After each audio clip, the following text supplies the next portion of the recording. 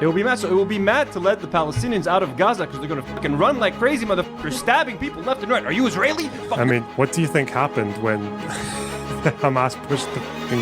What do you think happened when Hamas pushed the fence down on October 7th? What do you think? What happened when Gaza had free reign over Israel over parts of Israel, a small part of Israel, for what, like 8 hours? Yeah, that's pretty much what happened, Bob. Crazy, crazy, crazy. Drinking people's blood. Most Israelis feel that way. They're all terrified of Palestinians. They think that as soon as a Palestinian is going to come face to face with an Israeli, they're going to fucking attack him and bite his face off, which they have every right to if they wanted to because of what you've fucking done to them, but they're not going to do that. Okay, so we just endorsed the murder of civilians.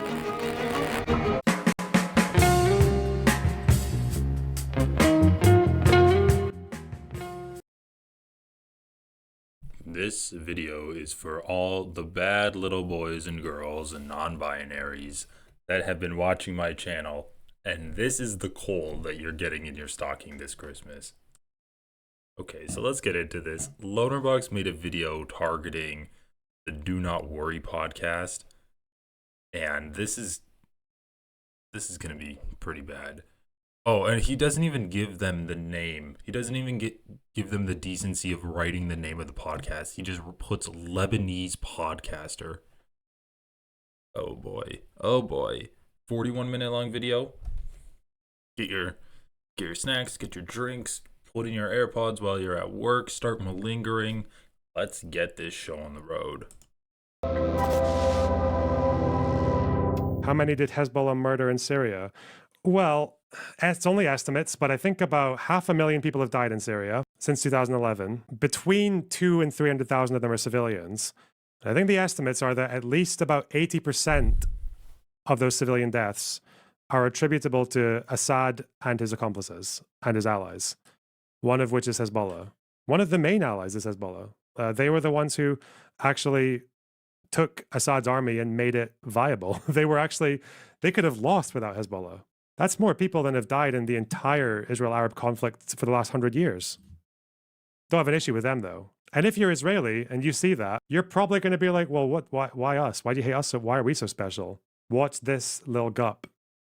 What is... Okay, so once again, Israel is special because it's ostensibly a Western state. It is being propped up by America and the UK and the rest of the world. It wants to hold itself up as this gleaming beacon of democracy and progressiveness in the Middle East. That's what makes it unique, according to Israel. It is a unique state in the Middle East. It is a white state. It is a democratic state. It is a state that has the backing of the UK and the United States. And so when we're comparing an ally of the United States to an enemy of the United States, an enemy that has been decried as a horrible dictatorship and that has done crimes against humanity, it's not necessarily the best comparison when you are holding up the Assad regime in Syria and saying that, well, Israel hasn't done stuff as bad as the Assad regime has. It's like, okay, but even the fact that you are comparing it to the Assad regime, comparing an ally of the United States to the Assad regime, demands citizens of the United States to take action against this horrible partner of the United States on the world stage, this horrible client state. If the actions of Israel are that bad that you are even able to compare it to Assad's regime in Syria, then we need to take drastic actions as people, as constituents of the politicians that are aiding and abetting everything that Israel is doing. We have a responsibility to try to stop what Israel's doing. So it looks like LonerBox right now is just doing defense for Israel. He's doing the classic defense. Bad things are happening elsewhere in the world. Why are you focusing on Israel? This is a ridiculous argument. And if he does this throughout the rest of the video, I'm just going to ignore it and refer you back to this opening rebuttal that I'm doing. We're like 2 minutes into the video and already a really stupid thing that LonerBox is saying. This. Interviewed LonerBox on his podcast saying, I want to offer alternatives to Hasan. He's a super smart guy who's very knowledgeable. Hey, this is what I said. He's going to do the thing. There's the fake laugh. Okay. I mean, good. Maybe the tanky cackle. Maybe the summarize my positions in the most inaccurate, bad faith way possible. He's got 2 minutes. Lock in. Go, Hasan. Do the process. Great. Trust you. He's going to do it. We're going to get the frat boy giggle? Or is it the My bad man faith said, I hate mischaracterization? Hasan. Holy crap, dude. LonerBox has such a hate boner for Hasan. He's like, the tanky laugh, the frat boy giggle. Dude, do you hate Hasan or do you want to fuck Hasan? Seems like, I mean, does it not look like LonerBox is trying to copy Hasan with like his whole haircut? And like, man, he must have gotten a little chuffed at the idea of when Ethan introduced him as an alternative to Hasan. This is a better version of Hasan. LonerBox must have like twiddled his fingers there underneath the camera. He's like, ooh, I would compare it to Hasan. That must have made his week. It's time for Temu Hasan. Temu Hasan. That's kind of what I was saying. He's kind of like the weirder version of Hasan. Okay. He just accepted it. Dude, even when Hasan is insulting LonerBox by like doing a stupid comparison to him, he's like, I'll take it. Have a guy who at least is like somewhat critical of Israel, but still ultimately believes in many of the things that Israel is doing as like kind of righteous. Like, which things? Which things? Okay, well, which things? Well, for one, LonerBox said that Israel needs to destroy the military targets that Hamas has in Gaza and in the West Bank in order to give Hamas or give Palestinians peace. That is in direct refutation to literally the top military officials in Israel who have declared that there are no more valid military targets to try to take out in Israel. Yoav Gallant got fired by Netanyahu because Yoav Gallant, who was the Minister of Defense, basically the second person underneath Netanyahu, said there are no more valid military targets in Gaza. We have done everything militarily that we can do in Gaza. Thus, we should take our soldiers out of Gaza and basically use them for Lebanon, use them for the West Bank, and use them for Syria. Use them elsewhere, essentially. And that's why Netanyahu fired him, because Netanyahu's like, no, we need to keep invading Gaza. This war is the only thing keeping me in power. So there was a political difference there. Once again, it wasn't that Yoav Gallant was a moderating force on the cabinet. He was just as much of a war hawk as Netanyahu. He just thought that those soldiers could be put to better use elsewhere other than Gaza. But even though Netanyahu is even though Yoav Gallant is a literal wanted war criminal, he is not as bloodthirsty as LonerBox is, because LonerBox says, no, his analysis of the situation is incorrect.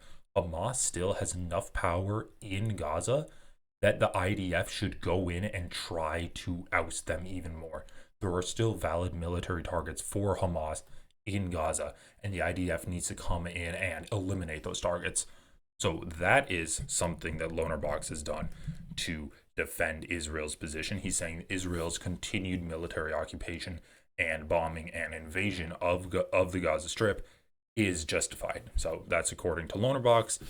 And then the other thing that he does for defense with Israel is he really does do the equivocation on both sides, how Israel's bad, but also Hamas is extremely bad. Hamas keeps firing rockets at Israel. Whenever you compare Israel and Hamas like that, you are doing a defense for Israel. You're trying to say that both sides have kind of an equal amount of blame in this situation, and that is completely ignoring the fact that Israel has all of the options in this situation, and Hamas has no options, basically. It's either die or fight back, and if they fight back, they're labeled terrorists, and that is just used as an excuse for Israel to oppress them more and kill them more. So LonerBox is kind of like fine with the death that Israel is bringing upon the Palestinian people, because he says that it's all in an attempt to end the terrorism that is coming out of Gaza and out of the West Bank. And then the last thing is he says that the solution is like a third body to come in and control Gaza and like supplant the Hamas government that has control over Gaza right now. And we need this like international body to come in and control Gaza, which we already kind of have with like the UN having schools and UNRWA giving aid and UNRWA having schools in Gaza, and Israel's just bombing them anyway. So it's like you are purposely misrepresenting the situation on the ground in order to defend Israel and in order to disenfranchise Palestinians. If you are saying that, yeah, well, I have a solution, but it's not give them equal rights as Israelis have. It's subjugate them in a different way. We'll just have a different group subjugate them. Israel's been subjugating them for the past 50 years. Israel has a poor track record on their subjugation, so we should just have this other group subjugate them. That is also anti-Palestinian, and if you're anti-Palestinian, that's kind of like inherently pro-Israeli. So that's like 3 different ways that LonerBox is pro-Israeli. I mean, not to mention he literally took a state-sponsored trip to do pro-Israeli propaganda. I mean, even he himself admitted that he did softball interviews, and he said he was going to he was going to fact check after, like, post interview in the editing room. He was going to fact check, but like he's literally admitted he took a state-sponsored trip to Israel and did softball interviews, and he's never released like the fact-checked documentary he was saying he was going to release. So that's like a 4th way that he's doing defense for Israel. Yeah, I don't like it when they allow their soldiers to get away with war crimes. I don't like it when the government does war crimes, like the blockage. But I do think it's probably okay to go after terrorist organizations that are trying to destroy you. Okay. Wait, this is actually, wait, what the fuck? He's gonna say something. That's fairly honest of Hasan. That's surprising to me. Let's go. But hey, he's like So if that was LonerBox summarizing his opinion, then it's kind of a similar stance that Ethan has. LonerBox will say, yeah, I don't like the war crimes that Israel's doing, but, you know, I'm fine with the apartheid that they have. I'm fine with them subjugating Palestinians in an attempt to root out the terrorism, like, without recognizing the fact that the subjugation is the cause of the terrorism. Like, if you're not going to subjugate these people, they're going to have nothing to fight back against. But LonerBox is unwilling to recognize Israel's subjugation over the Palestinians. He's unwilling to recognize this power imbalance that exists between Israel, which is backed by the United States. The UK has a huge trading partner with China, like vastly important trading partner for like the military industrial complexes of the world, and then Palestinians who no one really gives a fuck about. Yeah, he's unwilling to recognize kind of the root cause, which is apartheid, which once again is a defense for Israel. he's critical of the Benjamin Netanyahu administration, you know? Yeah. So this is the right kind of opinion to have in terms of being pro-Palestine, and the wrong kind of people, are the ones who support random fucking rocket barrages that do fuck all and kidnapping civilians from a boat that's going from Turkey to India and holding them hostage for a year. Yeah, okay. kind of people Okay. are the people. So, I mean, just notice, I know I'm pausing a lot. We're literally 3 minutes, 22 seconds into this almost 42 minute long video. But just notice how LonerBox is criticizing Hamas and the Houthis for tactics that aren't really, they're not really strategically sound. It's like, how is firing rockets into Israel going to secure your freedom? How is capturing shipping vessels by the Houthis going to stop the genocide that's happening in Israel? So he's willing to criticize them, but he's not willing to criticize Israel's actions. How is bombing relentlessly Gaza going to bring the hostages back? How is oppressing this group of people going to lead to an end to the terrorism? And the answer is that, LonerBox, again, he doesn't really give Israel any kind of fault at all. And so the fault of this entire conflict is placed on these resistance groups fighting back against Israel.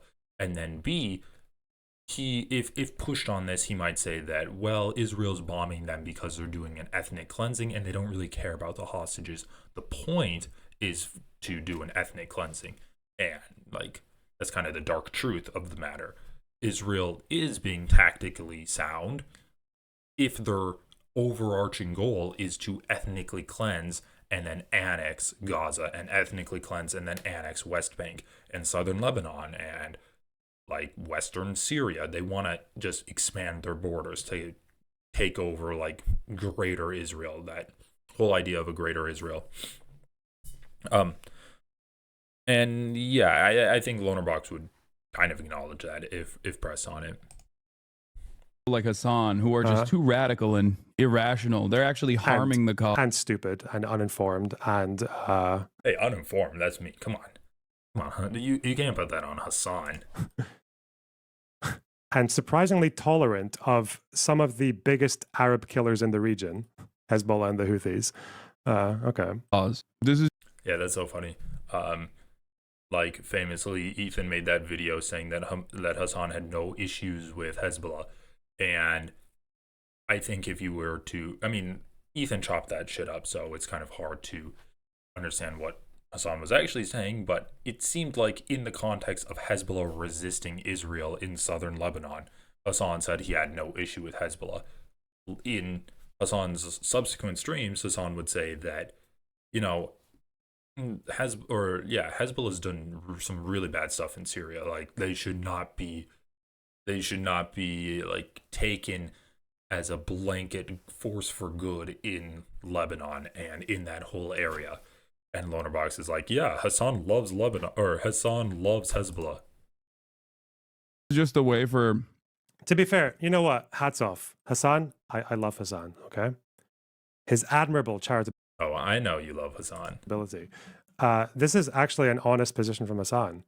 He is basically admitting there, in his own little way, that that I failed his purity test. That's why he doesn't like my positions. That's it. That's the honest position. It's not because I'm saying anything immoral or fucking egregiously immoral. It's not that I'm doing any of that, right? I mean, you're literally justifying a genocide that Israel is carrying out as we speak, and you are running justification for it. What? Yeah, LonerBox loves to psychoanalyze people. That's what I've noticed. They'll kind of ignore their, like, I saw him reacting to this one TikTok, and he's like, without the guy even saying any arguments, he pauses it, and he's like, oh, he's mad that I said Israel like should be bombing people or something like that. Oh yeah, he's mad that I said it was a commander and not the overarching goal of the Israeli military to do these like hostage shields, like these human shields with Palestinian hostages. He's mad that I said, it's like, dude, just let him say the entire argument. Why are you insisting on putting words in their mouths? Just that I failed the purity test. Ethan to channel destiny. Like, what the fuck is he talking? Like, he just has this need to appear superior to his interlocutors, so he like pauses it without them even actually saying anything, Without actually openly platforming him because he's so scared. Just put destiny on, little bro. Just put him on. You know? That's it. He's just so terrified because of one, the metric ton of horseshit that Destiny has said about him.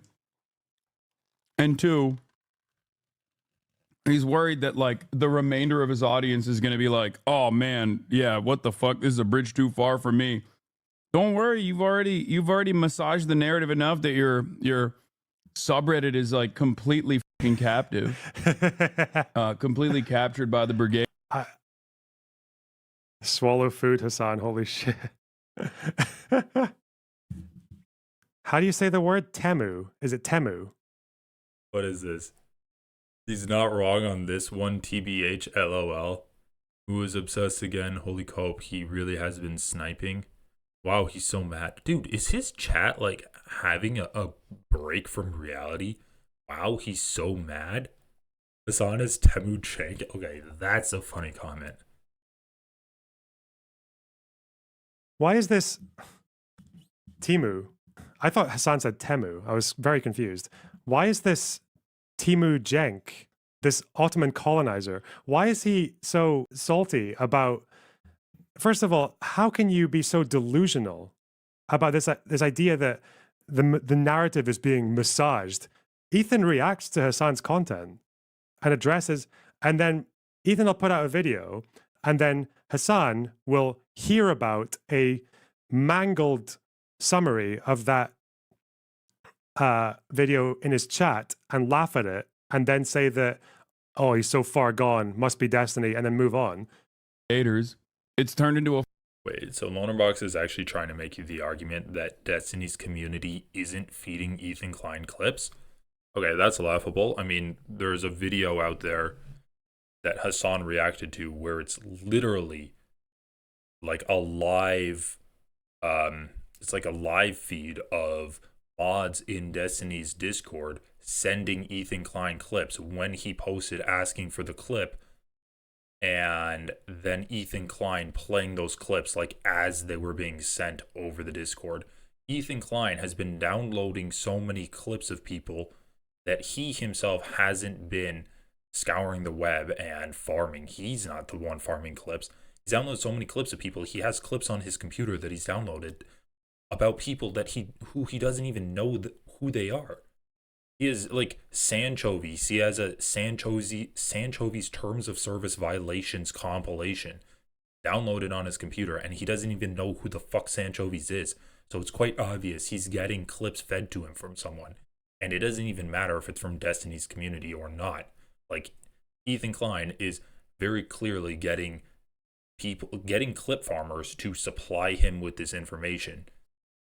And LonerBox is going to be like, oh, well, yeah, you don't, like, why are you saying it's Destiny? You're so obsessed with Destiny. It's like, dude, it's the most obvious thing in the world. Hear about what other community is farming clips of Hasan like that? A mangled summary of that video in his chat and laugh at it, and then say that, oh, he's so far gone, must be destiny, and then move on. haters. It's turned into a fucking Dude, you're calling Ethan Klein's like a mangled summary of Ethan Klein's arguments. Ethan Klein's arguments are mangled to begin with. There is no summary that could mangle. The only thing that a summary could do is make them more coherent. Ethan Klein's attack videos on Hasan are literally just hate boners. He's having like episodes of him just going blind with hate for Hasan. Just tripping over his own hard dick because he's so in love with the idea of catching Hasan on something. But yes, there is no summary of Ethan Klein's arguments that could make his arguments worse than how they've been presented by Ethan Klein. snark subreddit for me, just like r/destiny is. You know, Mr. The IDF doesn't target children. Oh, because he only saw the first half of the... Oh, there's the laugh as well. Interesting. This whole, this thing that he's saying here, by the way, is based on like a clip of me giving like half of a perspective where I basically argued that someone was trying to say something about kids being sniped in the head. And it's like, there's loads of kids with like perfect sniper shots in the head. And I argued basically that in urban warfare, people who are fighting, not necessarily using snipers, but people like marksmen or people with like semi-automatics, like because they use the same ammunition. And I basically said that in urban warfare, people make a shitload of mistakes. Okay, you can't like not everything is intentional. Not every single death is intentional. And then that was the first half of what I said. And then I guess like Hasan just didn't see the second half of what I said because it was clipped dishonestly. And the second half of what I said was that yeah, you're also going to get a situation where the IDF soldiers who are pretty hateful, are pretty jumpy, are pretty willing to cut corners, whatever reason they do it, are going to commit war crimes, and they're going to get away with it. That was it. Like. But just seeing people with bullets in their heads or their chests in an urban war isn't going to tell you about whether or not that was like a deliberate assassination or if they were just like targeted in a kind of like in a jump in a kind of like spraying frenzy or whatever, or if someone got hit through a wall, or if there was an accident, or if someone was breaking the rules, or if someone was ordered to break the rules. It doesn't tell you enough about that. It doesn't give you enough information. That's all I think even in that... Yeah, but when he was having a conversation with someone about this same issue, the guy was talking about the doctor who received like tens of children, tens of like 2-year-old children with perfect bullet holes in their head. And LonerBox's first inclination was looking at a piece of B footage on the screen of about like a 10 to 14-year-old kid. And he was saying, does this kid look like a toddler? You know, if there's a 12-year-old kid, the IDF could have a valid reason to kill him. So that was LonerBox's first inclination. I mean, valid. On the Ethan Klein podcast, he did say that IDF soldiers can commit war crimes and they can get away with it. That's very true. But in most other contexts, when he talks about this, he does try to justify the killing of children by the IDF. And when he can't justify the killing of toddlers, he says, okay, well, a 12-year-old child is fine, right? A 12-year-old's big enough to pick up a gun. There couldn't be valid reasons why the IDF would kill them. So yes, when your first inclination is to defend the IDF for killing children, not saying it was a mistake, but saying they had a valid reason to kill that child, then yeah, you are running defense for Israel. And I don't think that's questionable at this point. In that clip, in that stream, I even said that this was a systemic issue of the IDF cutting corners and doing this and breaking rules and murdering people. Like, I even said that, but you know. He doesn't know that, though, because Hasan never goes to the original source. He just gets other people to tell him things. Bro, why the fuck would he watch hours of your stream? Like, you're honestly a fucking piece of shit, and let's see if you say anything meaningful during this 41-minute long video. Things. It's cool, man. It is what it is. Yeah. We'll talk about how devastating it is that I am a terrorist supporter and how I've turned a blind eye to anti-Semitism, blah, blah, yep. blah. Yep. It's not really that he turns a blind eye to it. It's more that he just sees it and excuses it or doesn't think it's a big deal. But yeah, those are actually bad things, Mr. Monsieur Picard. All right. He sounds kind of deflated there. I don't know. Yeah, so what has been the main criticism of LonerBox through this whole Hasan clip? Oh, he's done the tanky laugh. He's done the frat boy laugh. He sounds deflated. Oh, there's the laugh again. That's what he's doing. So, like, LonerBox, I don't know, his career seems to be very intricately intertwined with Hasan, where it seems hard for him to extricate himself from the situation. Yeah. Okay, let's continue this. Apparently, Hasan posted a TikTok about me. Dude, another Hasan segment? Oh, wait, this was the leftist TikToker that I was talking about, where he's like, oh, yeah. Yeah, he's mad that I didn't say this. This was honestly really bad. LonerBox didn't really say anything, so I'm just going to skip it. Whole thing, the leftist TikToker. All right, let's watch this. To breach a boundary like that for so long without anyone noticing or calling it off.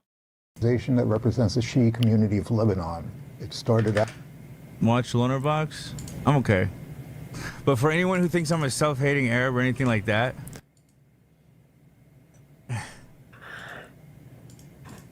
y'all can watch him.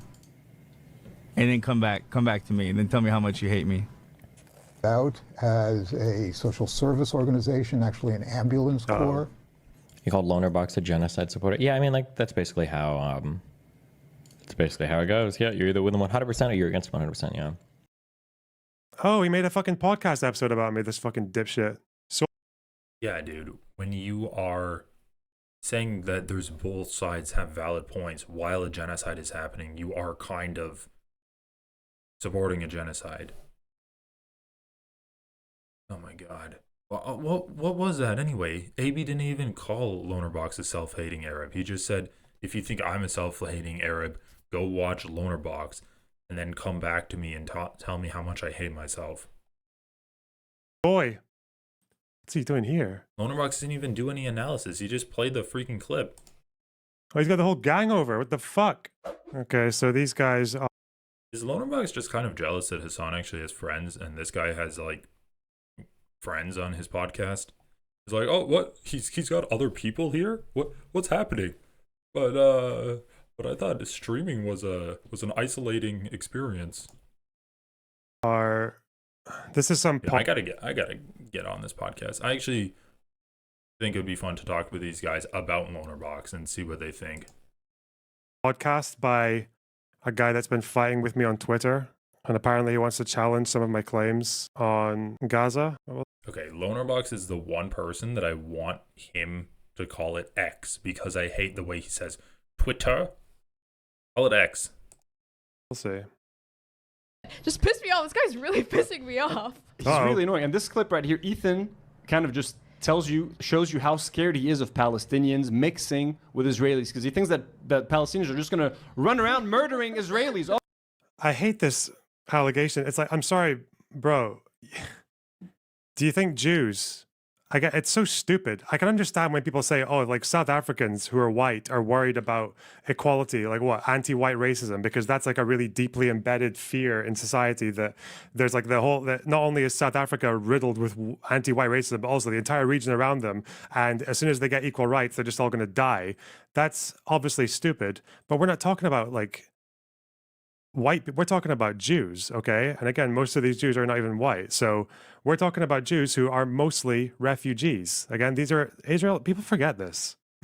Israel's a nation of refugees, not just the Holocaust survivors or the people who fled the pogroms of Russia. It's the people who fled the Middle East and North Africa. That's the majority of Israeli Jews. All these countries, Iraq, Lebanon, Syria, Libya, Morocco, Yemen, these all had sizable Jewish populations.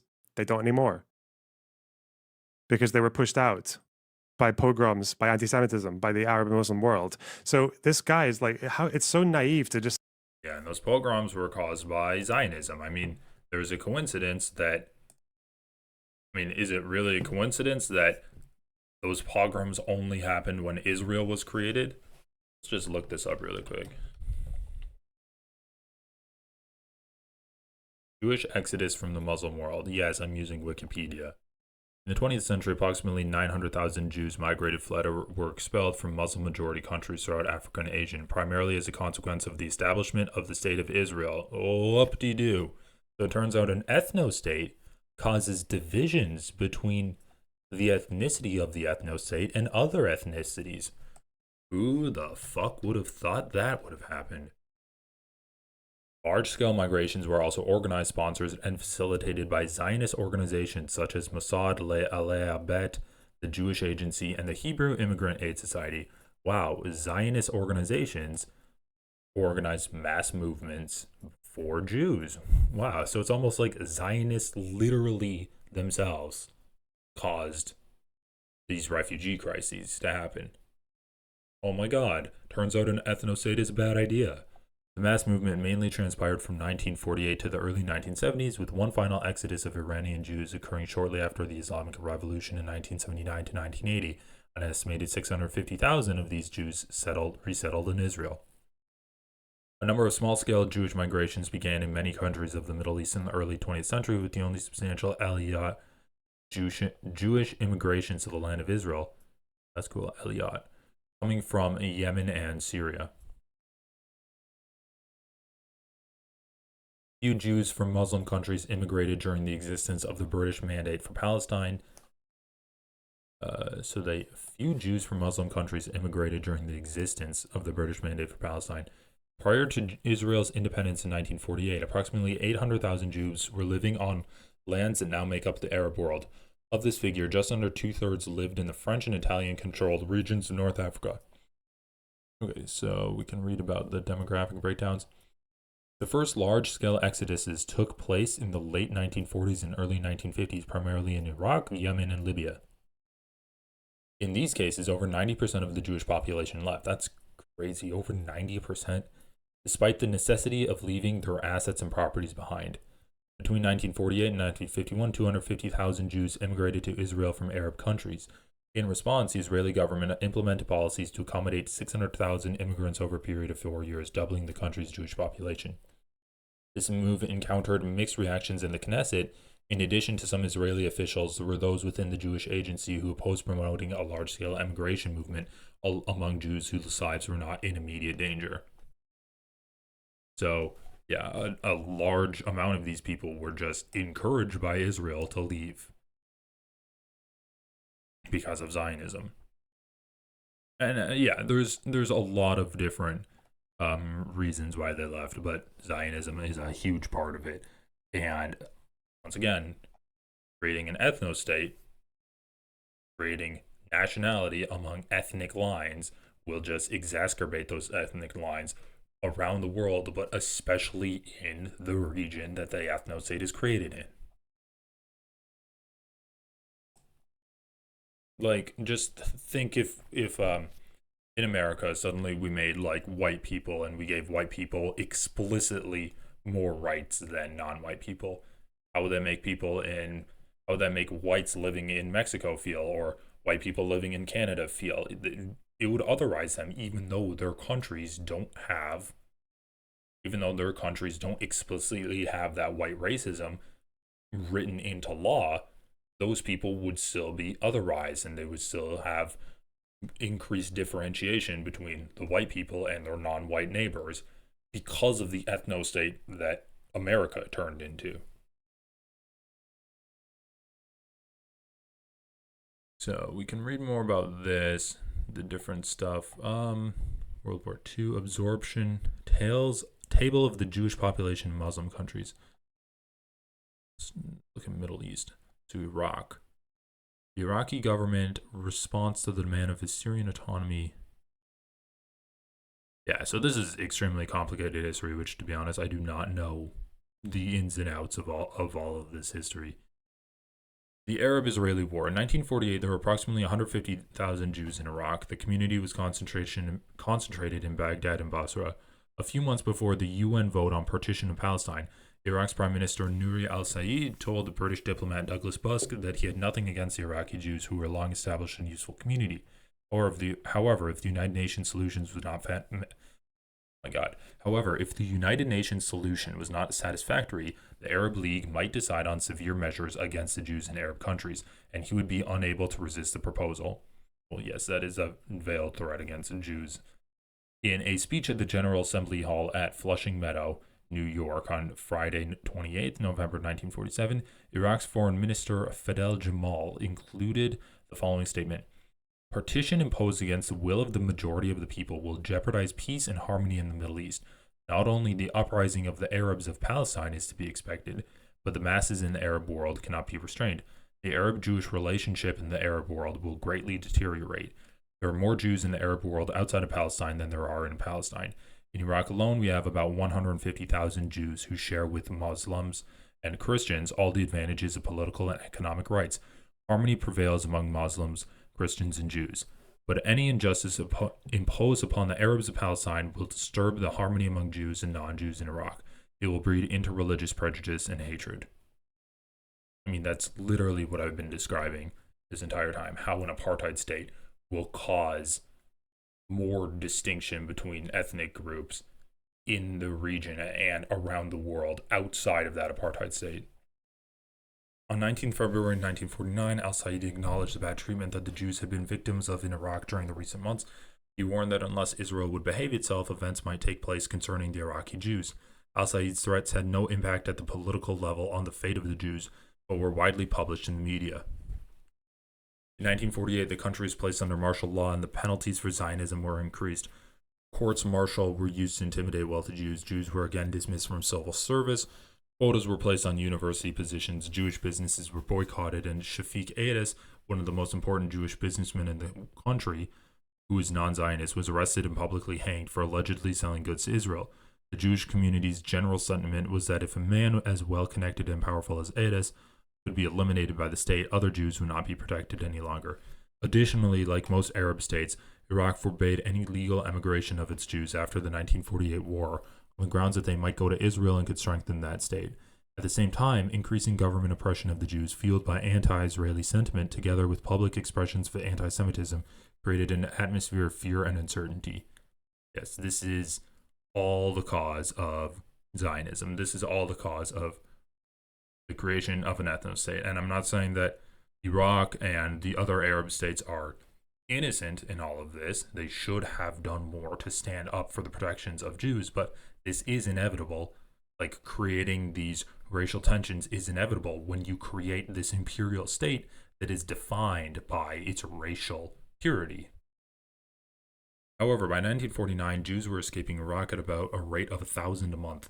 At the time, the British believed that the Zionist underground was agitating in Iraq in order to assist U.S. fundraising and to offset the bad impression caused by the Jewish attitudes to Arab refugees. The Iraqi government took in only 5,000 of the approximately 700,000 Palestinians who became refugees in 1948 to 49, despite British and American efforts to persuade Iraq to admit more. In January 1949, the pro-British Iraqi Prime Minister Al-Sisi discussed the idea of deporting Iraqi Jews to Israel with British officials. Temporary legalization of Jewish immigration to Israel.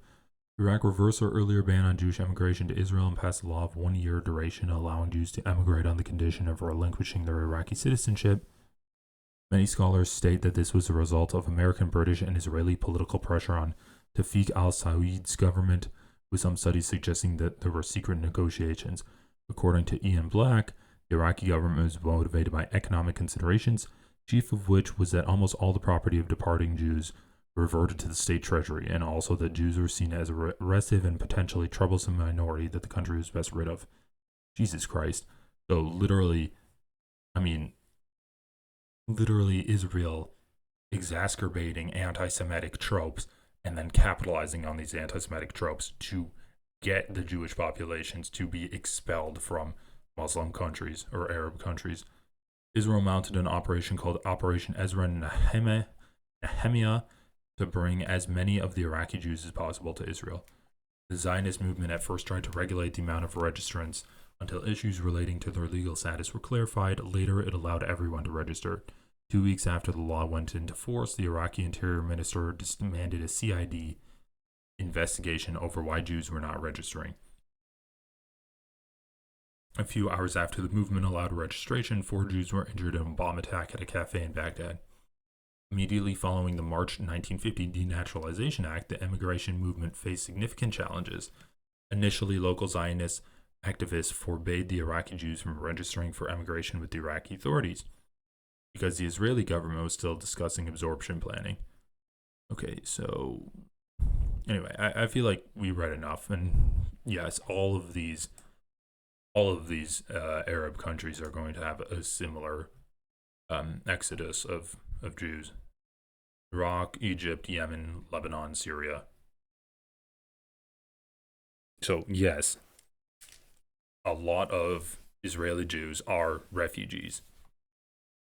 What's your point? I mean, pretty much everyone living in Palestine is a refugee as well. Suggests that the Palestinians are going to be the first group in the last 100 years in the Middle East and North Africa that is going to treat their Jewish minority well. Even though when you consider it's Palestinians, like they're the group that probably has more of an...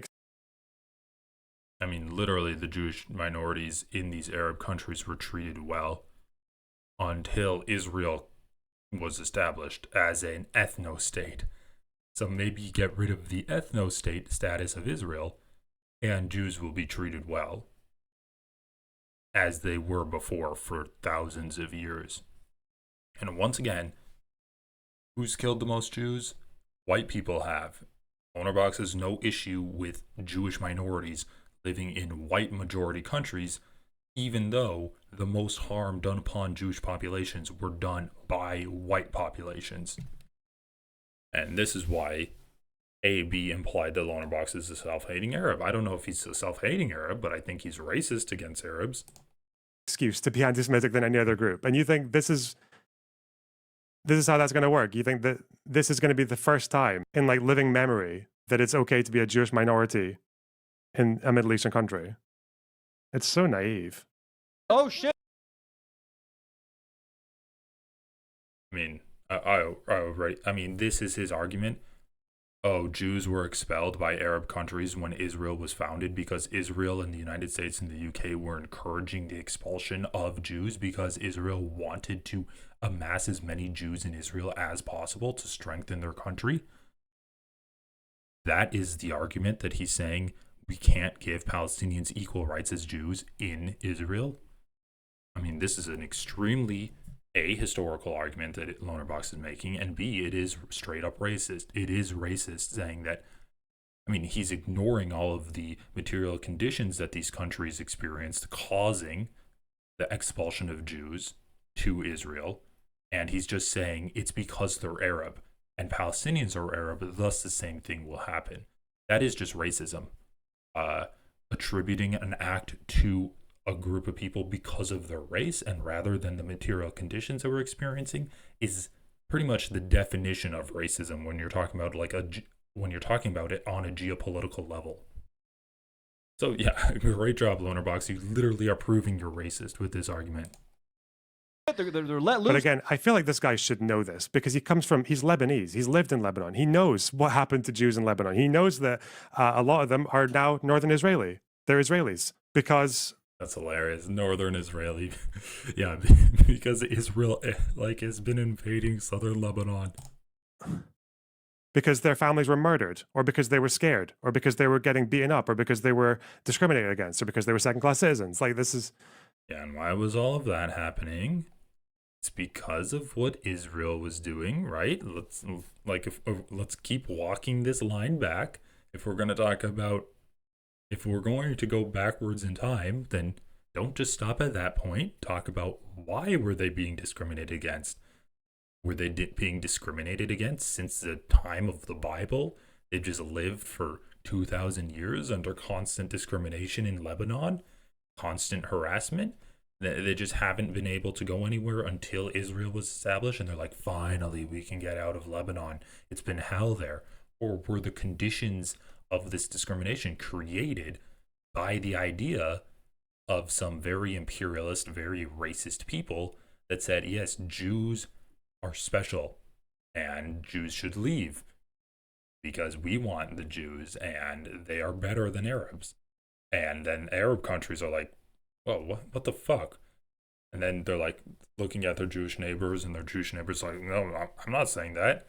And it's just like, yes, when you have a country defining itself by its ethnicity, then that ethnicity is going to be targeted and singled out by the people that don't share that ethnicity.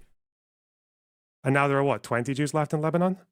But again, this is why it's like it's the indirect anti-Semitism. It's just the differences between Jews and other groups, like white people or whatever. It doesn't register. So we'll just treat this like the same way.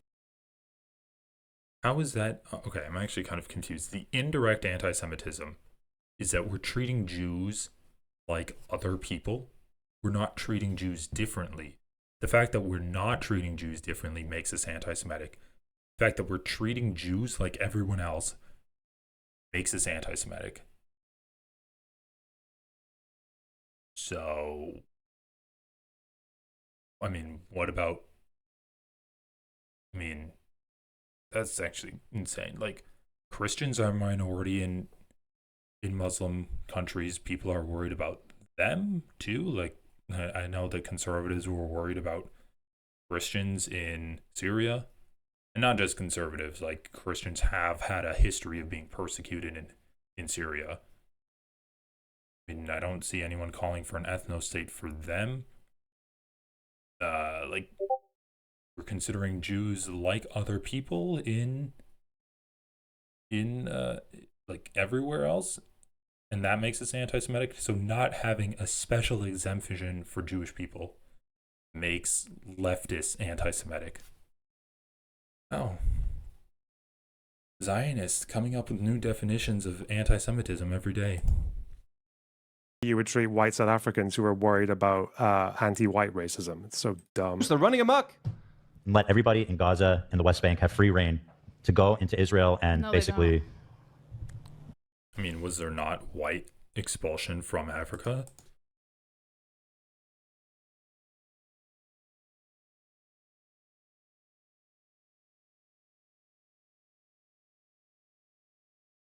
About 800,000 out of an earlier total population of 5.2 million whites left post-apartheid South Africa after 1995. So yeah, there was a mass exodus in South Africa too. So you can argue that there was a history of people leaving South Africa. Land reform in Zimbabwe. What do we got here? Land reform in Zimbabwe officially began in 1980 with the signing of the Lancaster House Agreement as a program to redistribute farmland from white Zimbabweans to black Zimbabweans as an effort of the ZANU-PF government to give more control over the country's extensive farmlands to the black African majority.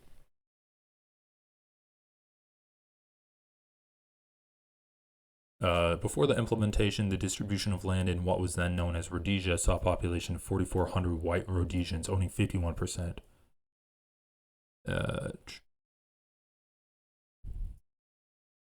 European settlement patterns, let's see, post-independence, compulsory acquisition, aftermath and outcomes. The aftermath and outcomes.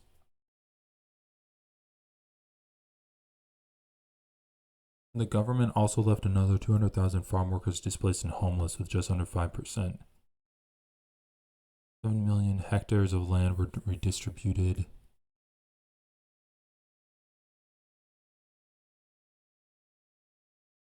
As of 2011, there were around 300 white farmers remaining in Zimbabwe. In 2018, the ZANU-PF Central Committee report, the land reform suffered from corruption and vindictive processes that needed to be resolved. So how many white farmers were there at the beginning? I mean, when they started this, 44,000. So literally, like, from 1980 to 2011, so in 30 years, 4,100 white people left Zimbabwe. So there's a history of white people leaving Africa. So in LonerBox's argument, if there's a history of white people leaving like African countries to go back to other white countries, then there's a valid reason to maintain that apartheid because, well, look, there's a history of African countries expelling white people once these white people lose their majority and lose their voting power. So why should we give equal rights to black people? It's a ridiculous argument. He's basically saying, no, Jews are a special group. And if you don't say they're a special group, you're being anti-Semitic. Wait a second. This is such a cursed frame. Look at this frame. 1, 2, 3, 4, 5. This is so cursed. Sorry, I'm covering up these ladies, but it's fine. Just, fully integrated from one day, lights are on, the borders are gone, full integration. Pragmatically, that seems like a total disaster. I mean, that would be like, all the governing bodies in those areas are pretty much dedicated to violence against the Israelis, and it would just, it'd be crazy, right? I mean, it would be fucking mad to do that. Seems to me. Well, It will be mad. So it will be mad to let the Palestinians out of Gaza because they're gonna fucking run like crazy motherfuckers, stabbing people left and right. Are you Israeli? I mean, what do you think happened when Hamas pushed the fucking? What do you think happened when Hamas pushed the fence down on October 7th? What do you think? What happened when Gaza had free reign over Israel over parts of Israel, a small part of Israel, for what, like 8 hours? Yeah, that's pretty much what happened, Bob. Yeah. I'm not saying it's going to be like that forever. I'm not saying Palestinians are stuck in this way for the rest of eternity. But given that they need statehood now, it's probably going to be a state that's going to be separate from Israel. Crazy, crazy, crazy. So interesting. So he said, look what happened when Gaza had control over Israel on October 7th for 8 hours. And then he said, I'm not saying Palestinians are going to be stuck in this way forever. So what he's basically implying, all Palestinians are bloodthirsty, anti-Semitic monsters that just want to kill Jews. He's saying, look at what happened when Gaza had control over Israel. No mention of Hamas, the like extremist government that has been ruling Gaza without an election for the past 20 years. And then he says, I'm not saying Palestinians are going to be like this forever. He's not saying the entire racial group the Palestinian is not going to have a mind that is molded to hate Jews forever, but they do right now. So they better have their own state. We can't give them equal rights. So that's what LonerBox is saying. Once again, it's racism. Seems like that's really his only argument. And I mean, the fact that he is defending, saying we can't have a one-state solution by pointing to October 7th is laughable. I mean, the reason October 7th happened is because Israel was controlling Palestine, and controlling Gaza specifically, like a concentration camp, like an open-air prison. And when you subjugate a group of people like that, violent resistance, violent reactions are inevitable. Yes, I mean, I don't think I need to explain this too much, but Hamas is a extremist group that grew into power because of the oppression that Israel is putting on Gaza. There would be no need for violent resistance if there is nothing to resist. If they have equal rights, there is no reason to kill Jewish people. It is the same exact thing as the exodus of Jews from Arab countries. There was no reason to expel the Jews when there were no boundaries written upon the Jews, when there was no imperial power in the region saying, we need Jews to come to us. Jews are better than Arabs, essentially.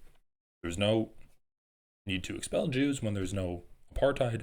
There's no need to resist oppression when there is no oppression. And LonerBox saying like, oh, well, yeah, I mean, we're going to have to breed the hatred out of the Palestinians in order for them to not just like get bloodshot eyes and have a thirst for killing whenever they see a Jewish person, whenever they see a Star of David. We're gonna have to breed that out of them like they're a dog, and we're breeding out like a trait of like a sunken in nose or something like that.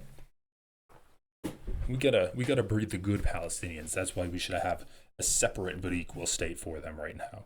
Yeah, how's that working out for them? How's that working out for Lebanon? How's that working out for Syria? Drinking people's blood and shit. So this is, and most Oh, Israelis the reverse blood libel. Nice one. feel that way.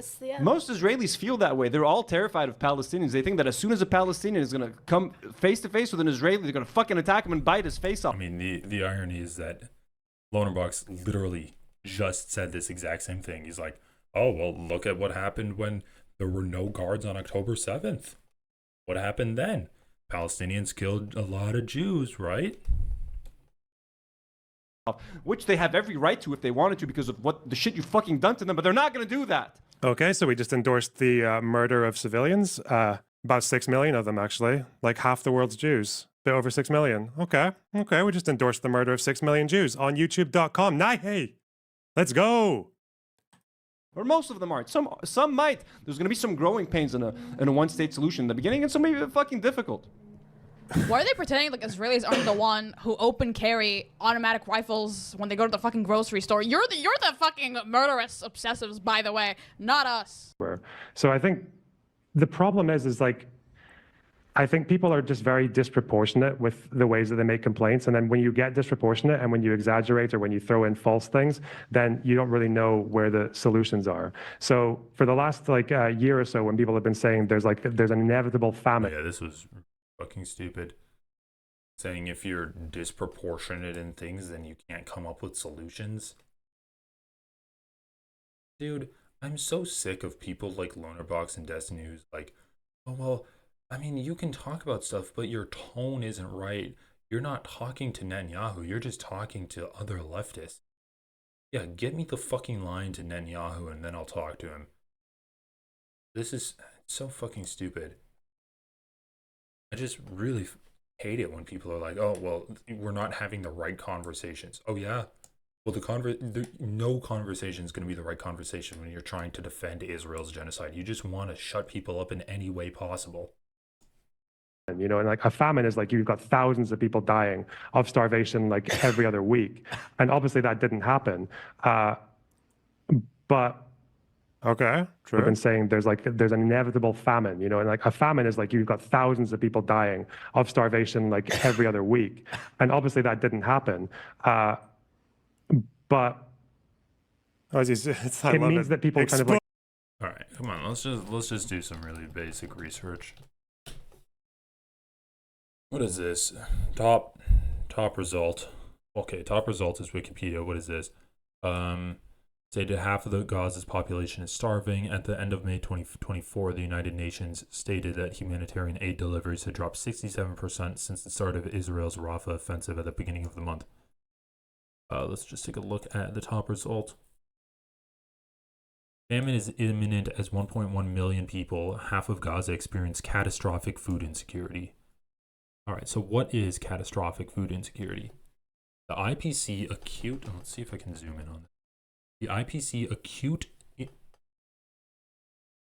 food insecurity analysis conducted in December 2023 warned of a risk that famine may occur by the end of May 2024 if an immediate cessation of hostilities and sustained access for the provision of essential supplies and services to the population did not take place. Since then, conditions necessary to prevent famine have not been met, and the latest evidence confirms that famine is imminent in the northern governance and projected to occur anytime between mid-March and May 2024. Okay, so this is a little bit outdated because when did this take place? When was this article posted? I don't know when that article. UN Press, November 12th. Okay, this seems the most recent. United Nations warned of imminent famine in northern Gaza. Speakers in Security Council urge immediate ceasefire, sustained aid. So this was about a month ago. 10 non-permanent members leading new draft resolution on Gaza crisis. Speakers urged the Security Council today to prevent northern Gaza's descent into famine amid relentless death and destruction as a 15-member body convened an emergency meeting in response to the experts' warnings that immediate action is required within days, not weeks, to prevent the scourge. Okay, so they needed immediate action within days to prevent famine. The humanitarian and human rights situation for Palestinian civilians across Gaza is catastrophic, underscored Ilse Brands-Keres, Assistant Secretary General for Human Rights, highlighting that Integrated Food Security Phase Classification's recent alert that there is a strong likelihood that famine is imminent in the Strip's northern areas. In this regard, she appealed to the Council to take all steps within its powers to influence the parties to end violations, facilitate impartial humanitarian access, and protect civilians. Israel's destruction of Gaza's civilian infrastructure contributes directly to the famine risk being discussed today, she noted, stressing that the use of starvation of the civilian population as a method of warfare is strictly prohibited under international humanitarian law.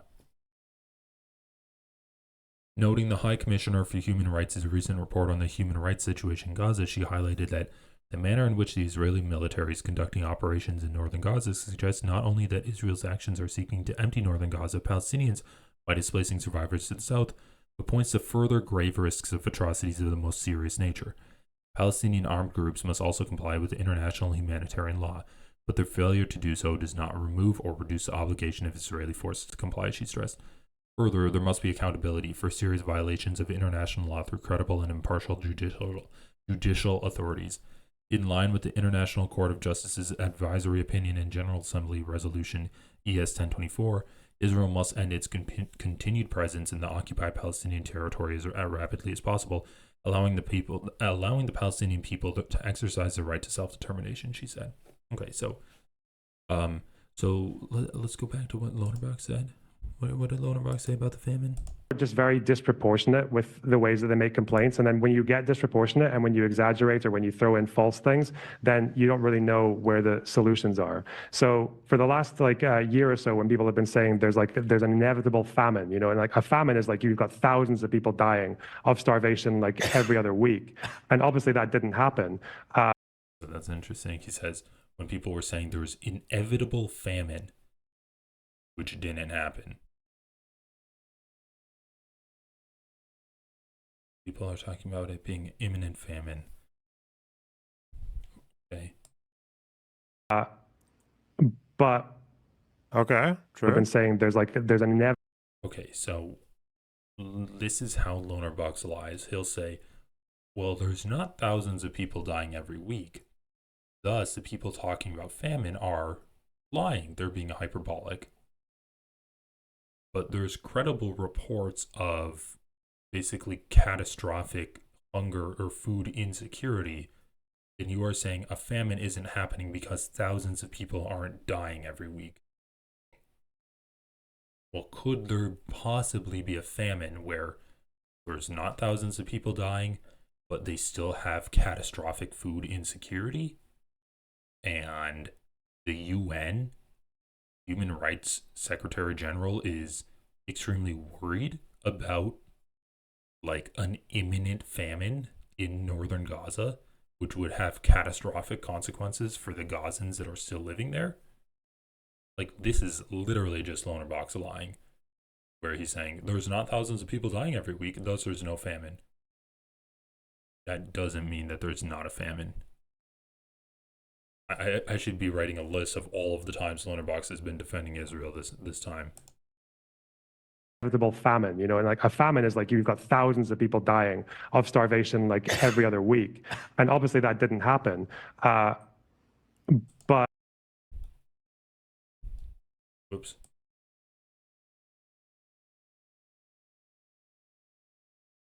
What is the UN definition of?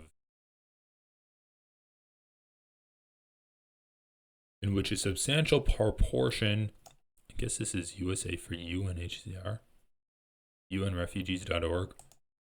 A famine is a situation in which a substantial proportion of the population of a country or region are unable to access adequate food, resulting in widespread acute malnutrition and loss of life by starvation and disease. That is literally what is happening in Gaza right now. People are dying of disease, people are dying of starvation and malnutrition, and people do not have an adequate access to food. So, yeah, LonerBox, there quite literally is a famine in Gaza, and you are just straight up lying, saying there's not a famine happening, because there's not thousands of people dying of starvation, when there quite literally is thousands of people dying from malnutrition and diseases. Holy shit.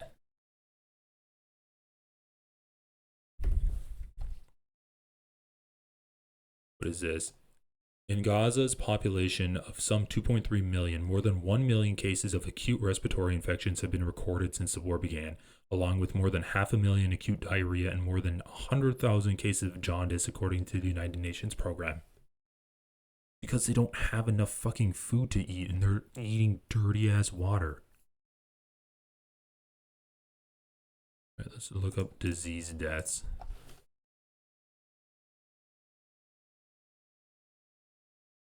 Lethal combination of hunger and disease. What is this? The World Health Organization. When was this written? This was in December 21st, 2023. So literally a year ago. And already a year ago. Hunger is ravaging Gaza, and this is expected to increase illness across the strip more acutely among children, pregnant, breastfeeding women, and older people. How many deaths do we have? I guess they don't really have that many. They don't have like deaths listed, but yes, breastfeeding mothers are also at a high risk of malnutrition. Over 100,000 cases of diarrhea. This was a year ago, dude, and they're already talking about the effects of famine, lethal combination of hunger and disease.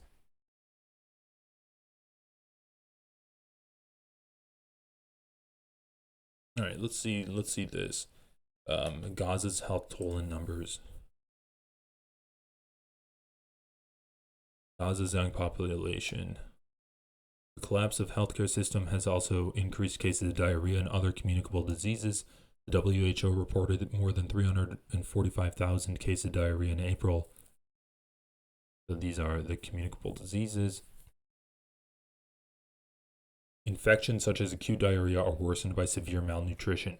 According to the Integrated Food Security Phase classification, half of Gaza, 1.1 million people, face catastrophic food insecurity, defined as having extremely critical levels of acute malnutrition and immortality. Oh, but according to LonerBox, there's no famine in Gaza. That's not happening. What a fucking monster, dude.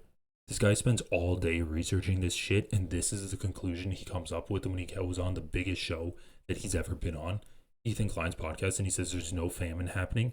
Dude, what a fucking freak. The guy honestly, like, should not have a show on YouTube anymore. Going on the H3 podcast and saying there's no famine happening in Gaza. Dude, go fuck yourself.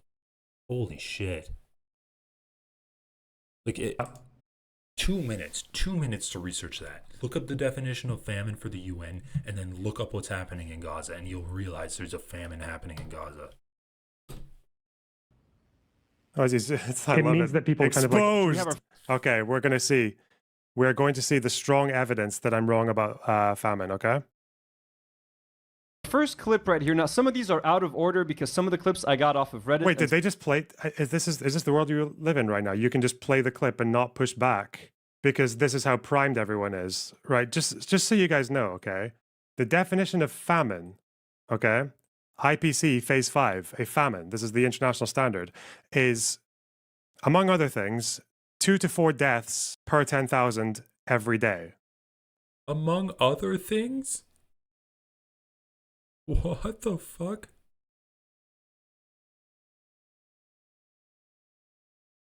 What? Where is he getting that definition? What is this? How is famine measured? Famine is the highest phase of the IPC acute food insecurity scale and is classified when an area has 20% of households facing an extreme lack of food,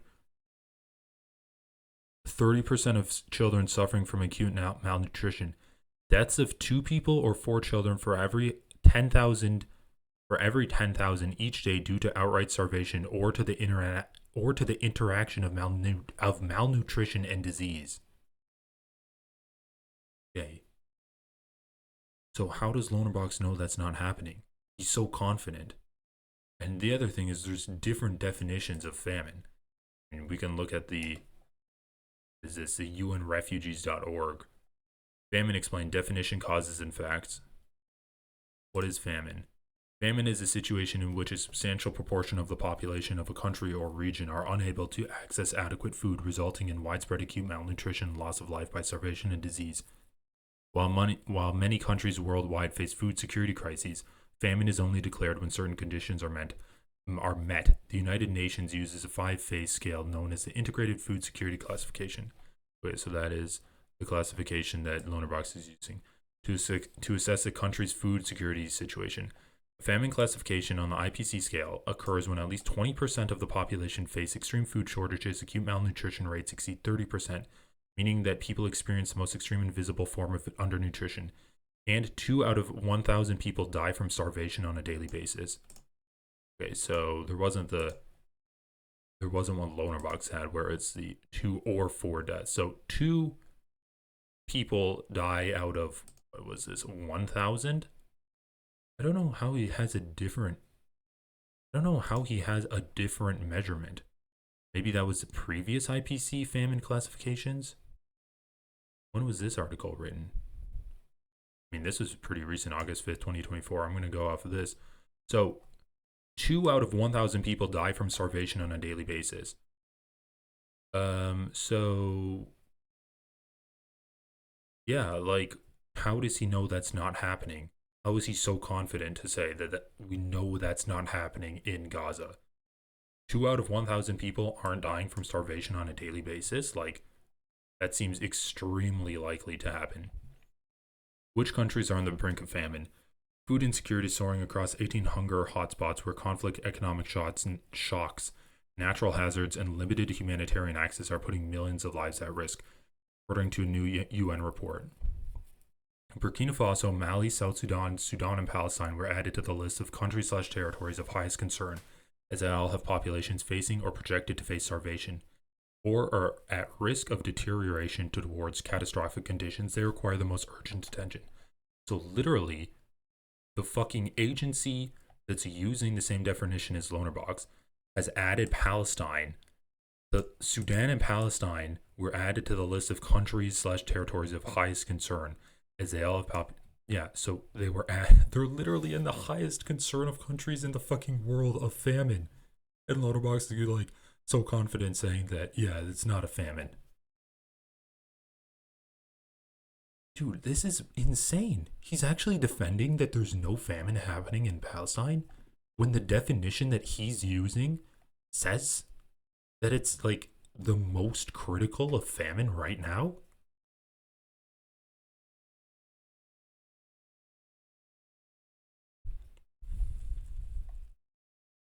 All right, let's see refugee facts. Search.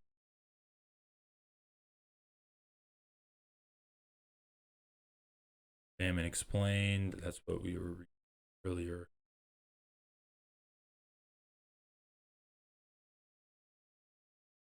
Yeah, like, dude. Oh, it's not a famine because I don't have the names of the 2 people that are dying every day of starvation. Even though we can attribute like disease killing people because they're too malnutritioned. Like people are too malnourished to survive the diseases that are like a common cold that people should be surviving on a daily basis. Even though my definition classifies Palestine as one of the most critical countries in the world of famine. But yeah, I'm going to go on the H3 podcast and say there's no famine. That's a famine. All right. You guys know, okay? All right. Okay, All right, LonerBox. Come on. we're going to see the strong evidence that I'm wrong about famine, okay? First clip right here. Now, some I mean, I can't get over that the literal definition he's using says Palestine is like the most at risk of famine in the entire fucking world. of these are out of order because some of the clips I got off of Reddit. Wait, did they just play? Is this the world you live in right now? You can just play the clip and not push back because this is how primed everyone is, right? Just so you guys know, okay? The definition of famine, okay? IPC Phase 5, a famine, this is the international standard, is, among other things, 2 to 4 deaths per 10,000 every day. That's a famine, okay? I love how it says like among other things. Okay? So if you do the maths on that, 2 over 10,000, even by, say, a quarter of Gaza, 500, yeah, you're well over like 1,000 in 2 weeks. If it's the whole of Gaza, yeah, you are thousands of deaths from either starvation or the interaction of malnutrition and disease every couple of weeks. Doesn't mean there's not problems. Doesn't mean there's not malnutrition and other kinds of ailments that do actually basically ruin people's lives. Doesn't mean there's not massive problems. But people try to invoke the language of famine. They try to invoke the language of what's happening somewhere like Sudan, in like Zamzam. Yeah, dude. When people talk about famine and the definition you are using is saying that Palestine is being looked at extremely critically because they very well could be underneath a famine right now and we don't want them to get there. I think it's fine to use the fucking phrase famine colloquially to describe what is happening in Palestine. Because even if we don't have the very specific 2 people for every 1,000 that are dying each day due to the interaction between malnutrition and disease, even if we don't have the names of those 2 people every day, I think it's still fine to declare, like, to say that Gaza is undergoing a famine right now. You had a famine declared, I think, in August. They didn't get any aid until just this month, like a week ago, November. And when you do that, when you decide that every single thing that happens that is bad for Jews, that is bad like in the world, that's being done by Jews, as soon as it's being done by Jews, you need to exaggerate the shit out of it for some reason. Well, what the fuck is this shit where he's pretending that calling what's happening in Gaza a famine is anti-Semitic now? Because you're overblowing it because it's done by Jews. Yeah, like humans in general don't overblow things for just like to communicate ideas and just in general when they're talking about stuff. Yeah, it has to be done for this nefarious anti-Semitic reason. God. I don't know, dude. I don't want to say LonerBox is racist, but he's covered a lot of brown people and said that they're anti-Semitic. This video, just saying, he's saying that yeah, if you call what's happening in Gaza a famine, you're anti-Semitic. If you say that Jews aren't special, you're anti-Semitic. A fucking loser. Well, maybe you're not coming at it from an anti-Semitic place, but that behavior, if Jews see that, are going to think, wait, why? Why us? Why are we so special? Like, and so You just said that you should say Jews are special. Otherwise, you're anti-Semitic. If you say that Jews are just like white people, if you say that Jews are like every other ethnic group, then you're being anti-Semitic by not identifying their distinct characteristics according to LonerBox. we have one more Ottoman simp in the chat. Jews and Muslims lived in peace in the Ottoman Empire. Okay, a couple of things. The Ottoman He wants to have this point so bad. He wants to be able to nitpick this point. He's like doing so much to try to say, well, it's technically not a famine, and if you call it a famine, you're actually displaying some subconscious biases against Jewish people, and you're being anti-Semitic by blowing the things that the Jews are doing against Palestine out of proportion. So you're actually a Jew hater by calling Gaza, what's happening in Gaza, a famine. I mean, never mind that all of these other like organizations that are meant to try to prevent famine are freaking out because it's looking like it is a famine. Never mind all of that. I'm just going to say that it's not a famine, though, because I'm not anti-Semitic and I'm going to defend the Jews. That means I'm not anti-Semitic, right?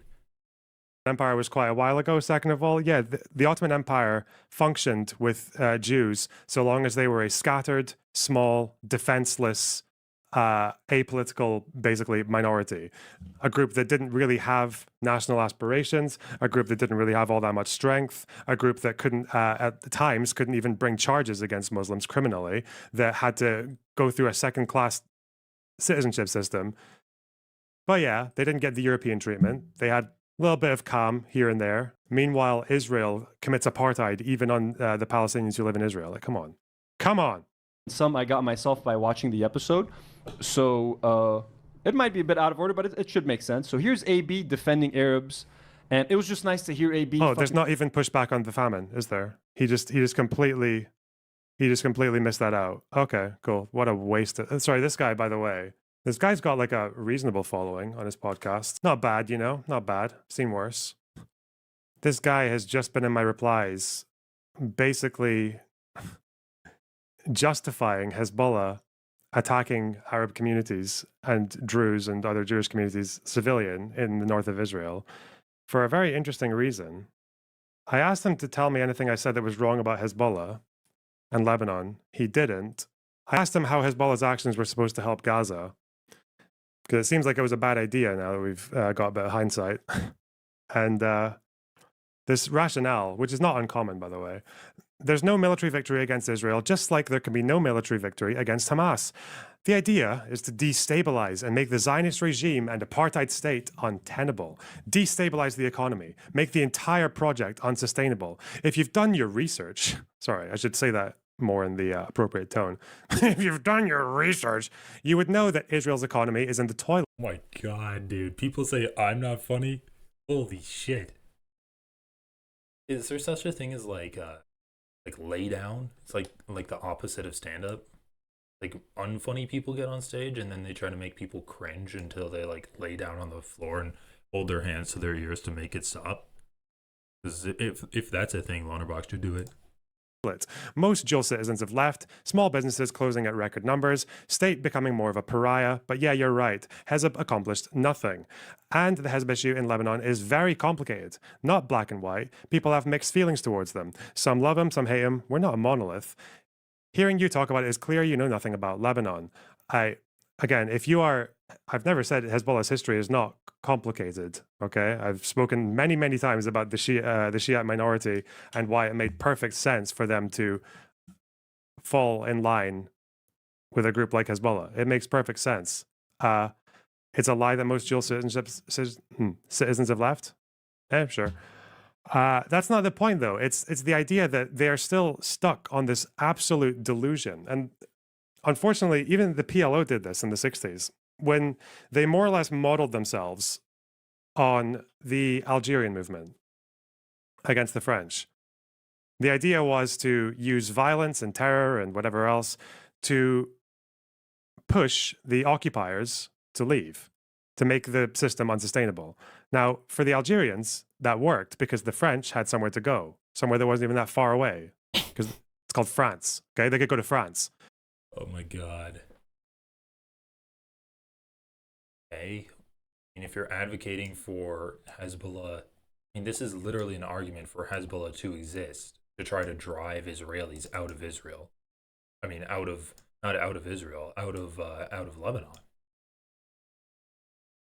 Like, if you're saying, oh yeah, well, the occupiers had some place to go, so they went there, then shouldn't you be advocating for violence against, like, settlers? Try to kick them out of the land that they're in? Israel is a country of refugees. Its population is made up in large numbers of either Holocaust survivors, people who fled pogroms, people who, after the Holocaust, who did survive, were kept into reopened concentration camps like Dachau, Bergen-Belsen. These camps were reopened by the Allies because they had nowhere else to put the Jews. Every other country had closed their doors to the Jews for the entirety of the war and before.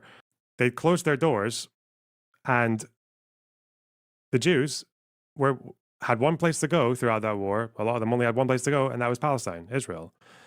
And then after Israel's founded, Okay, whatever. anti-Semitism in the rest of the Middle East and North Africa gets worse because, that's when you blame local Jews in the Middle East and North Africa for something that other Jews did from a different part of the world that you've never met. You get blamed for it. You face pogroms, you face... I mean, yeah, also when the Zionist Jews were literally conspiring with the governments of those countries to help expel those people, then yes, you are going to get anti-Semitism and expulsion of Jews, and emigration of Jews out of those countries into Israel. State sanctions, you face second-class citizenship, abuse, and then they flee as well. They go to Israel, and they make up most of Israel's Jewish population. So the difference is that you're not dislodging these people. They're not going anywhere. They're never going anywhere. They're there to stay. The only people you're getting rid of are likely the people who are going to be more... I mean, pretty sure a lot of Israelis left Israel.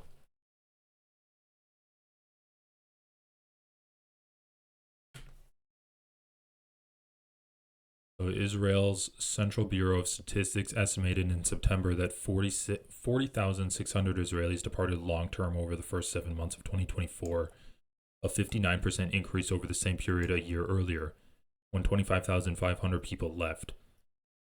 Monthly, 2,200 more people departed this year than in 2023. So as Israeli immigration rises post-Hamas attack, a new trend. Thousands of Jews have left Israel. Oh, this was posted 4 days ago. Let's check out this article. CBS News. Thousands of Jews have left Israel since the October 7th attacks. Leaving Israel is easier, Shira Z. Carmel thinks. Hey, cool name. By saying it's just for now, but she knows better. For the Israeli-born singer and an increasing number of relatively well-off Israelis. The October 7, 2023 Hamas attack shattered any sense of safety and along with it Israel's founding promise to be the world's safe haven for Jews. That day, thousands of Hamas militants blew past the country's border defenses, killed 1,200 Israelis and dragged 250 more into Gaza in a siege that caught the Israeli army by surprise and stunned a nation that prides itself on its military prowess. This time, during what became known as Israel's 9/11, the army didn't come for hours, which is insane. 10 days later, a pregnant Carmel, her husband, and their toddler boarded a flight to Australia, which was looking for people in her husband's profession, and they spun the explanation to friends and family as something other than permanent. Relocation is the easier to swallow term, acutely aware of the familial strain and the shame that have shadowed Israelis who leave for good. Once again, Israel basically using social pressure on Jews to come to Israel and then stay in Israel, and then defend Israel if you do leave Israel. We told them we're going to get out of the line of fire for a while, Carmel said more than a year later from her family's new home in Melbourne. It wasn't a hard decision, but it was very hard to talk to them about it. It was even hard to admit it to ourselves.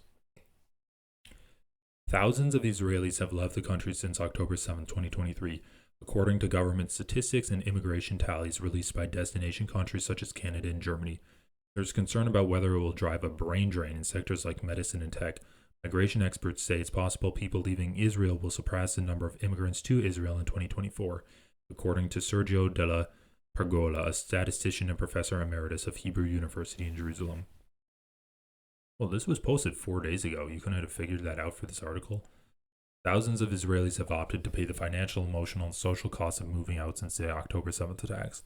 According to government statistics and families who spoke to the AP in recent months after emigrating to Canada and Spain and Australia. Israel's population continues to grow toward 10 million people, but it's possible that 2024 ends with more Israelis leaving the country than coming in. That's even as Israel and Hezbollah reached a fragile ceasefire along the border with Lebanon. Israel's Central Bureau of Statistics estimated in September that 40,600 Israelis departed long term. Okay, so that's what we read. The Israeli Ministry of Immigration and Absorption, which does not deal with people leaving, said that more than 33,000 people who have moved to Israel since the start of the war, about on par with previous years. The Interior Minister refuses to comment for this story, a spokesperson said. Other clues, too, point to a notable departure of Israelis since the October 7th attacks.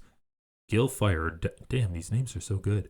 Deputy Director of Tel Aviv Sorovsky Medical Center said some of its SAR specialists with fellowship postings of a few years in other countries began to waver about returning.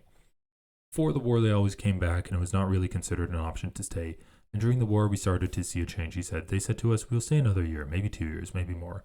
Fire says it's an issue of concern enough for him to plan in-person visits with these doctors to try to draw them back to Israel. Goddamn, that's dark, dude. Kidding. Having an in-person visit with someone to try to get you to come back to this fucking genocidal state that you left. Mikhail Harel, who moved with her husband to Toronto in 2019, said that she almost immediately after the attacks, the phone began ringing, with other Israelis seeking advice about moving to Canada. On November 23, 2023, the couple set up a website to help Israelis navigate moving, which can cost at least 100,000 Israeli shekels or about $28,000. Harel and other Israeli relocation experts said. Not everyone in Israel can just pack up and move overseas. Many of those who've made the moves have foreign passports, jobs at multinational corporations, or can work remotely.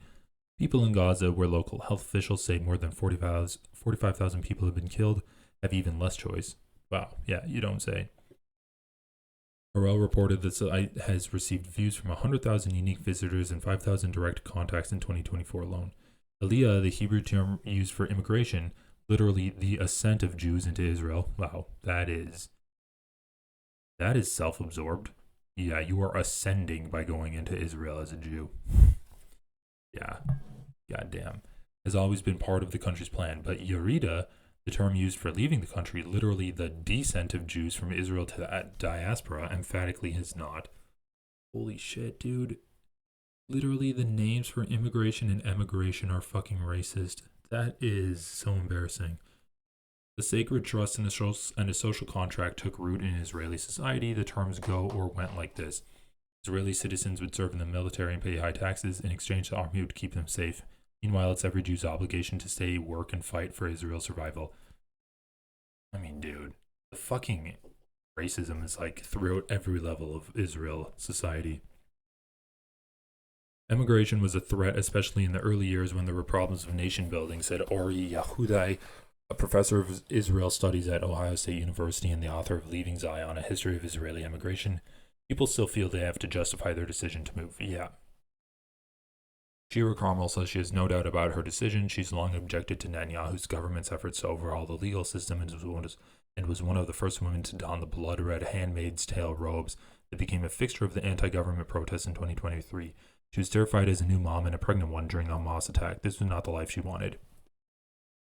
So, what was LonerBox saying about how Jews were never going to leave Israel? How they're all like refugees and they have nowhere to go? Because they're refugees. What was he saying about how this putting pressure on Israel to try to create an unstable system is stupid? Oh my god. I mean, has LonerBox said one single... I guess the one single thing is that there's no one who's counted the specific amount of people that have died from disease and starvation. And so, if you call it a famine, you don't have the actual statistics to back it up. So we'll give LonerBox that W, but other than that, like, literally everything that he's been saying has just been wrong, ahistorical, or racist.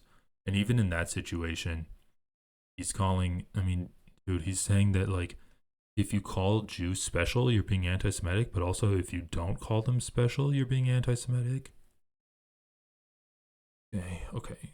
I only have like 4 minutes left of this video. All right, we're going to finish this. More liberal leaning, right? The ones who have connections to Europe and America, right? Those are the leaning, right? The only people you're getting rid of are likely the people who are going to be more liberal leaning, right? The ones who have connections to Europe and America, right? Those are the people that are leaving. Yeah, and then you might also be convincing people to not go to Israel. Yeah, okay. Called the brain drain. People who are staying are the right-wingers, the Mizrahi population, the ones who are more hawkish, the ones who actually hate the Arabs the most. Yeah, and we all know right-wingers are amazing statesmen. We all know famously fascist countries are known for how well the government runs.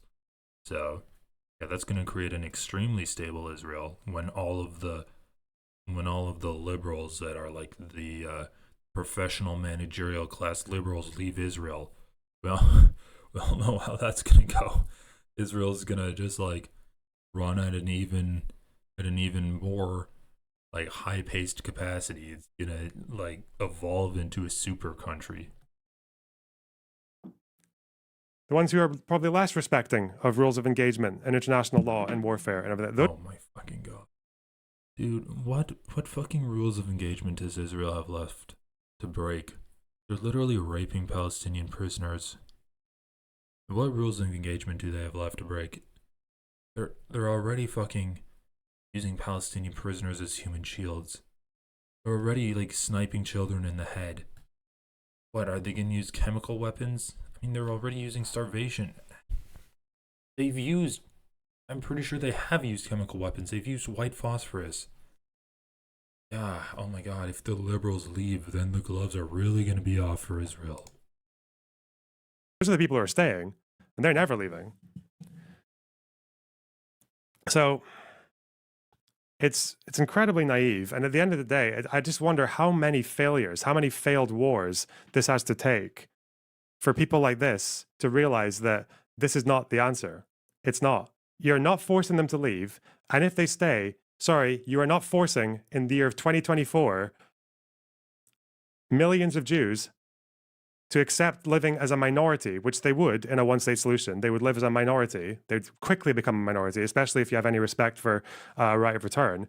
They become a minority in a time when minorities all over the Middle East are getting railed, are getting absolutely smashed. And most of those minorities have the privilege of not being Jews. Yeah, because it's only the Middle East where minorities are getting their rights trampled over. Yeah, it's not like it's happening in the UK or America or the rest of Europe. It's not like it's happened there the entire fucking history of the world, or at least history of the United States. Only in the Middle East where minorities are getting their rights trampled over.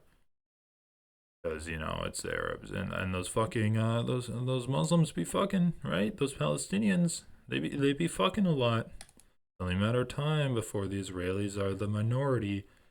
And once they're the minority, those evil little Muslims who have the genetics ingrained upon their DNA of hating Jews and wanting to kill them, they're gonna bring in Sharia law. I mean, it's gonna basically be the same thing in England. Why they had to restrict the immigration in England. I mean, LonerBox, who was it? Oh yeah, it was literally Destiny who's like, oh, well, the United States does an ethno-state too. They just do it through immigration. Dude, these motherfuckers just like ethno-states. They just like ethno-states. Shit. And they also have the privilege of not being Jews who have had the upper hand for 75 years. So it's a little bit of a tricky situation there. What? Are getting absolutely smashed. And most of those minorities have the privilege of not being Jews. And they also have the privilege of not being Jews who have had the upper hand for 75 years. So it's a little bit of a Oh yeah, so if the Jews, I mean, if the Jews stop oppressing the Muslims, then the Muslims are going to kill them because they were being oppressed. And now they're going to rise up and want revenge. I mean, dude, this motherfucker would be fighting for the Confederacy in the United States Civil War.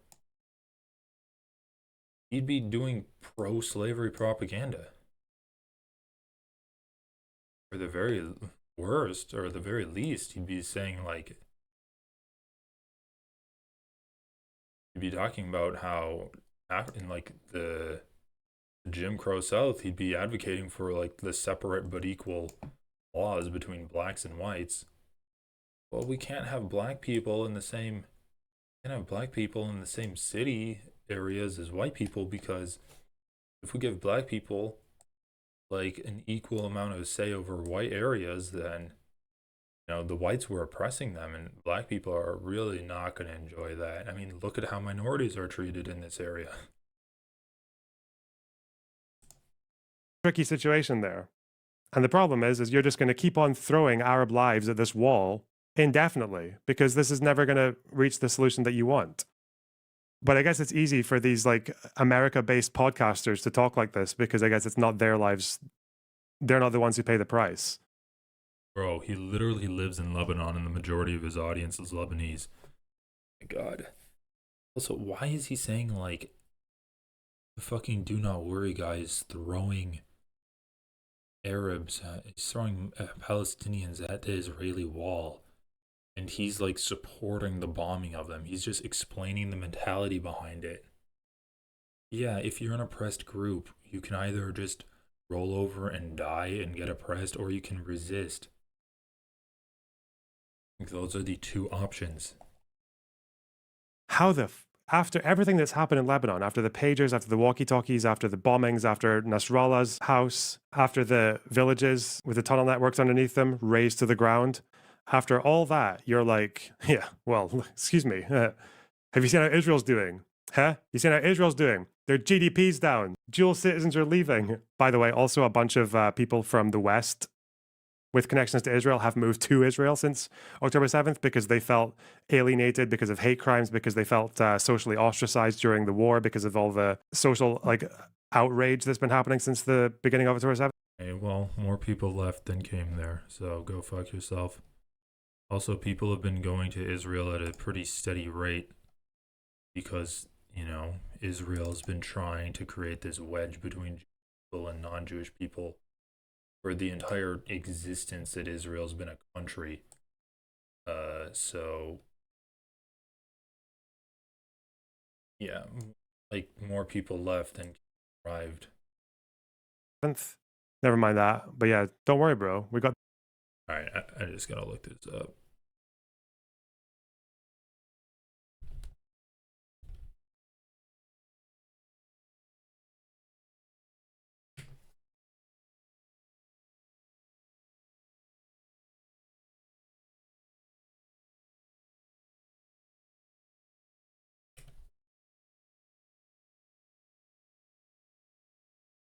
Dude, you fucking kidding me? What the fuck, dude? Literally, the Jerusalem Post. When was this written? September 15th, a few months ago. Israel sees 42% drop in immigration. And LonerBox is like, oh yeah, the fucking anti-Semitism spurred on by people like you must cause a massive rise of people going to Israel. The emigration is up by like 62%. The immigration is down by 42%, and LonerBox is like, it's only the libs leaving Israel. Such a joke, dude. The GDP down. We got some more UN resolutions. A few more. Got an ICJ case that's not going to be done for 5 years. Again, there's a really good quote from a Shiite critic. Her name is Mona Fayed. Dude, what is he just doing now? Now he's just like naming things that are wrong with Israel, but in like a sardonic way. He's just like, oh, you think that there's going to be an ICJ case against Israel? Well, that's only going to be done in 5 years. Oh, You think that these rockets are going to destabilize Israel? Well, it's only the libs that are leaving Israel, and it's going to be the fucking brain-dead conservatives that remain. Sucker. You think that we should just keep bombing? Well, it's never going to work, and you're just causing more people to die. Yeah, dude, resisting the oppression is causing more people to die. Go fuck yourself. And she wrote this right at the end of the 2006 war. She basically said, to be a Shiite means to incapacitate your mind and leave it to Sayyid Khamenei and to guide you and to decide for you what he wants for arms to Hezbollah. And he imposes on you the meaning of a victory that has little difference from suicide. I mean, that's basically, that's the trend that's carried on here, right? This guy is basically trying to sell a victory that looks kind of just like a suicide. He literally said, there's no military victory against Israel. Oh my fucking god, dude. Oh yeah, most dual citizens have left. Small business closing at record numbers. State becoming more of a pariah. But yeah, you're right. Hezbollah accomplished nothing. I mean, I wouldn't even say Hezbollah did that. I would say that's mostly to do with October 7th. I don't really think Hezbollah did anything. Probably more Hamas. Hezbollah has been firing rockets, but I don't even know if they've killed anyone with their rocket attacks. Mostly been like intercepted. But you're right, has accomplished nothing. Okay. Bit of copium. Bit of a dipshit. Bit of a cut. Yeah, are you describing yourself there, fucking asshole? Anyway, that's LonerBox. All right, enjoy your call.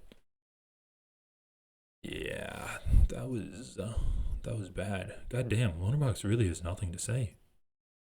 I mean, he'll call these people he reacts to dumb names and like laugh about them.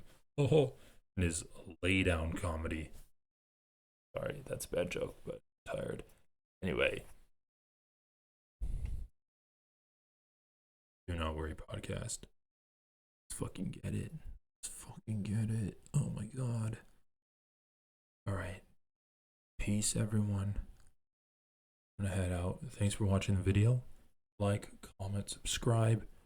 Fuck LonerBox. Fuck this genocidal Zionist freak. And I'm gonna say it. I don't know if he's Arab, but he definitely hates Arabs. Alright. Have a great rest of your day. And I'll see you later.